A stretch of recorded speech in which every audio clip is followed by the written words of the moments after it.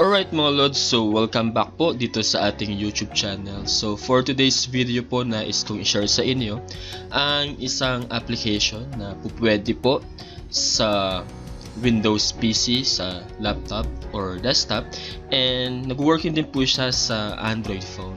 So sa application na ito is as you can see, ang pangalan ng application is si Brave. Si Brave po ay isang browser na ad-free. At ang kagandahan po nito ay free. Mas kakaunti yung kinakain ng data. And as you can see po dito sa aking right side ng ating screen ay meron na po akong 7.8 na BAT, which is equivalent po sa 2.20 US dollars. Okay, so yan po siya. So 7.8 USD na equivalent sa 2.20 US dollars. Ang application na ito ay kumikita po tayo sa pamamagitan ng pag-click ng mga ads. At ang kagandahan po ay hindi siya annoying. So ako po ay verified user na dito sa brave.com.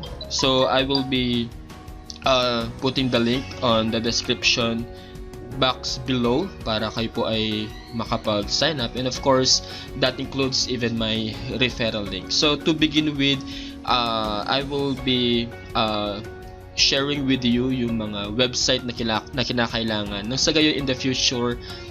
Una is ma-verify yung ating account, pangalawa is ma-withdraw natin yung ating earnings sa pamamagitan ng website na ito, at yun po ay makukuha natin sa pamamagitan ng coins.ph. So every part of this video is napaka-importante po, so stay tuned with this. So kung meron na po kayong Brave browser sa inyong desktop or laptop computer, well anyway, unahin ko na po kayo. Ito po yung mga ads na lumilitaw.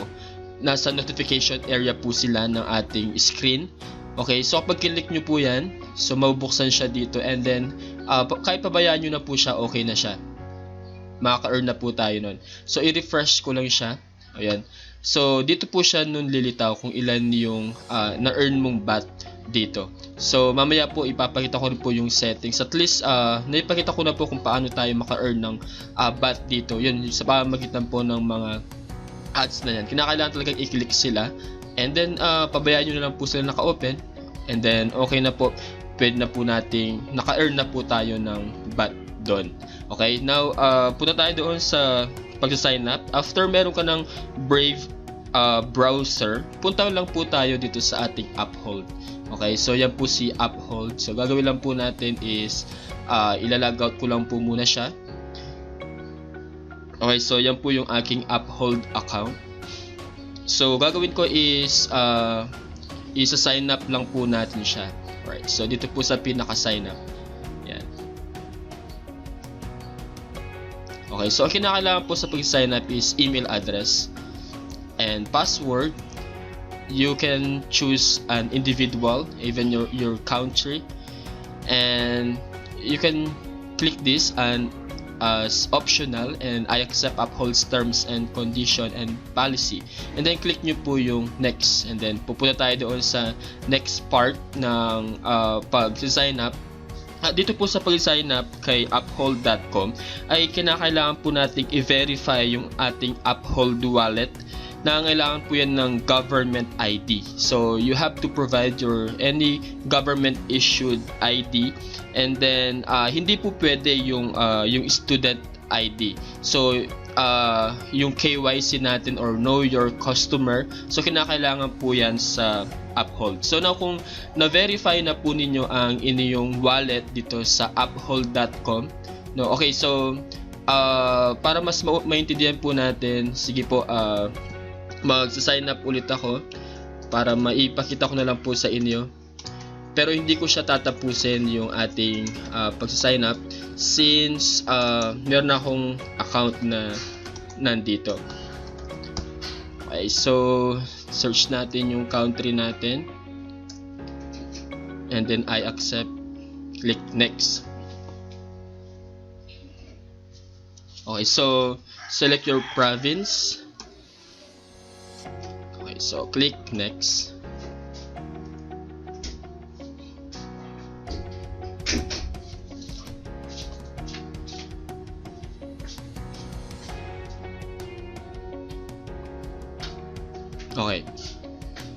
So, your full legal name, dapat po yung talagang pangalan nyo, yung nandoon mismo sa ID, yung date of birth, year, month, and day, yung cellphone number po ninyo, and then I certify that my personal details are correct, match my photo ID, and understand they will be used to verify my identity. So, yan po siya, yung paglalagay ng mga names and important informations regarding you.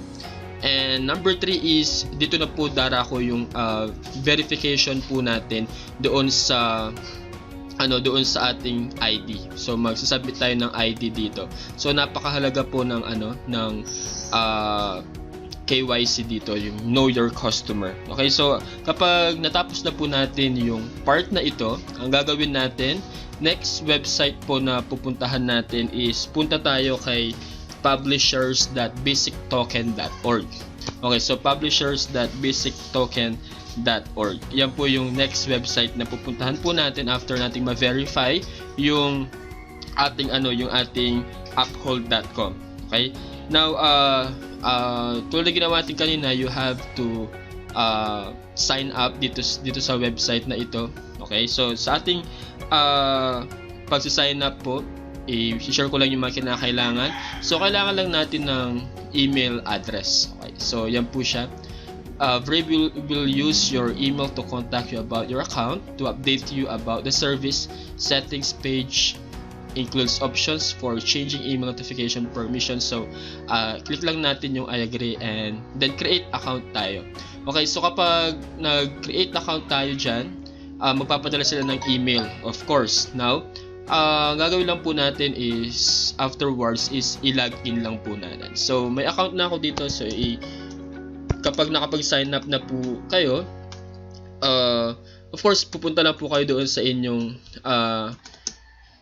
email or Gmail, and then yan, i-redirect kayo sa pag-login or pag-sign up. Now, email login, email is on the way. Now, kapag mag-login po tayo, punta lang po tayo doon sa ating pinaka-email and then i-refresh po natin siya.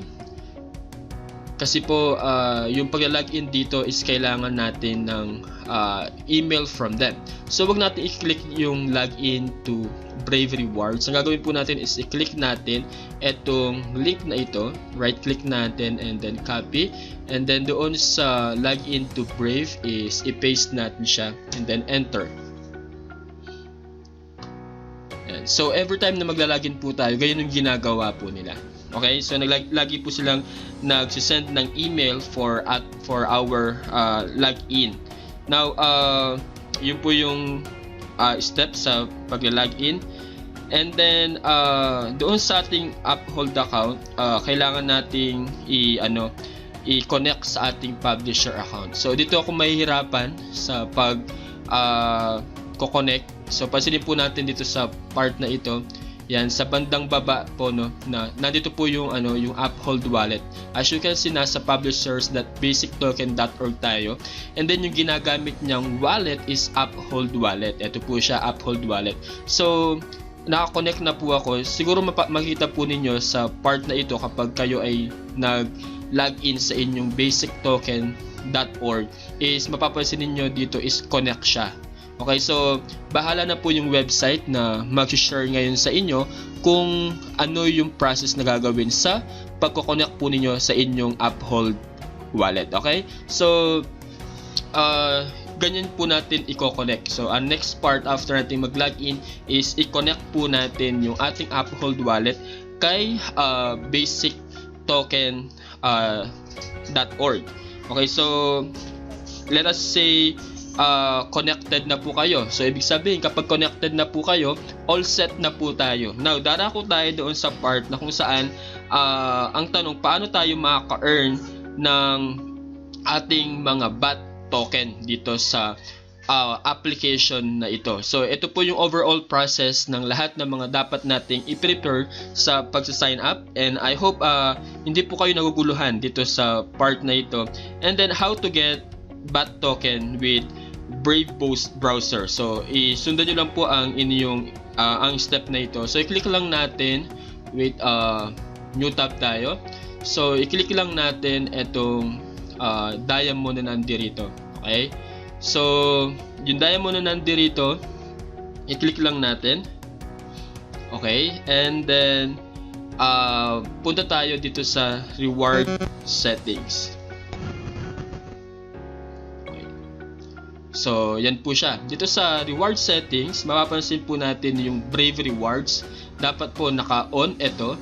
And then, dito sa ads, ayan, yung ads, dapat din po naka-on yan, hindi po siya naka-off, okay? Para may lumitaw ng mga ads. Now, dito sa ads settings, kinakailangan, yung pinaka-default na ilalagay po natin dito is 5 ads per hour. So, yun na po yung pinakamaraming ads bawat oras na ibinibigay sa atin. Okay, so 5 ads per hour po siya. Okay? So, i-close na po natin ito. At mapapansin po natin sa part na ito is yung estimated reward spending natin is 7.80 baht, which is equivalent sa $2.21. At yung next payment date po natin is sa September 6. At notification received this month is 41 lang. Bakit 41 lang po? Kasi bihirang-bihira lang po akong nag-browse dito sa Brave browser. I mean, madala lang akong gumamit ng ng laptop, and since madalang lang is konti lang yung ads na natatanggap ko. But kapag madalas yung ginagamit yung Brave application is marami kayong matatanggap na ads. Depende po yan sa dalas ninyong paggamit ng application na ito. Now, meron din po siyang auto-contribute. Ito yung part na kung saan babahaginan nyo po ng na-earn ninyong token or BAT yung mga favorite publishers po ninyo. Well, anyway, sa part po, mamaya papakita ko yung another part ng video na ito. So, yan po yung settings natin. So, nandyan na po lahat. Now, balik tayo dito sa basic token. Okay, so mapapansin po natin dito, pwede po kayong mag-add ng inyong channel. Okay, example, meron kayong YouTube account at merong nice din tumanggap ng tip. Okay, so add channel lang po tayo dito. Pwede po yan sa website, yung YouTube channel, Twitch channel, Twitter, Vimeo, and Reddit. Ang gagawin lang po, example, itong website na ito, click lang natin yung website. Okay, so ilalagay lang po yung pinaka-domain natin. Now, dito sa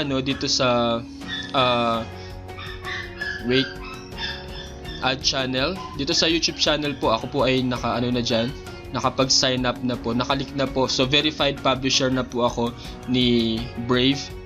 So, halimbawa po, meron kayong YouTube channel. So, ilalagay nyo lang po ang inyong email address na ginagamit dito.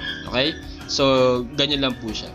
So, ito yung way, guys, para maka-earn tayo ng BAT token gamit si Brave browser. So, ito po yung YouTube channel natin si The Veracity. Pwede siyang i-remove at nasa uphold din po siya. So, meron tayong 3.80 BAT. Okay? Now, ilalagay ko po ang ating referral code or yung link natin in the description box para kayo po madali makapag-sign up gamit si Brave browser po natin. Okay, so ito yung overall way kung paano tayo maka-earn dito. So, huwag nyo kalimutan na i-set yung ads natin into 5 ads per hour, no? Anyway, yung ads po ay lumilitaw kapag naka-open yung application. Di pwedeng lumitaw yung application, yung mga ads kapag naka-close yung application. I hope nakatulong po sa inyo kasi nakapag-sign up na ako already dito kaya nahihirapan akong ipakita yung overall process. But the website mismo is tutulungan kayo sa overall process ng pag-sign up. So, ngayon po tayo darako sa pagpili doon sa ating manalo doon sa ating giveaway from the previous video.